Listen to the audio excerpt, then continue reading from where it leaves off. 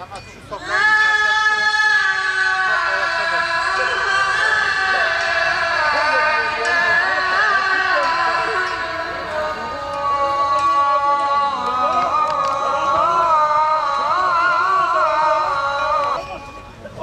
اللهم رب هذه الدعوة التامة والصلاة القائمة آت سيدنا محمدا الوسيلة والفضيلة. Muhterem cemaat, Allah razı olsun.